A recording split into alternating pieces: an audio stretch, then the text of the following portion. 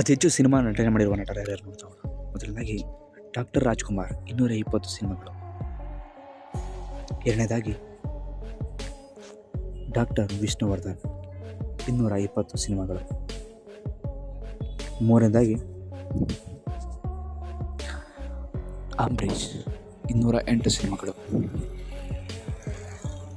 ನಾಲ್ಕನೇದಾಗಿ doctor Vishnuvardhan doctor Shivarajkumar 130 ಸಿನಿಮಾಗಳು. ಐದನೇದಾಗಿ doctor Ravichandra 108 ಸಿನಿಮಾಗಳು. ಆರನೇದಾಗಿ ದರ್ಶನ್ 60 ಸಿನಿಮಾಗಳು. ಏಳನೇದಾಗಿ ಕಿಚ್ಚ ಸುದೀಪ್ 50 ಸಿನಿಮಾಗಳು. ಎಂಟನೇದಾಗಿ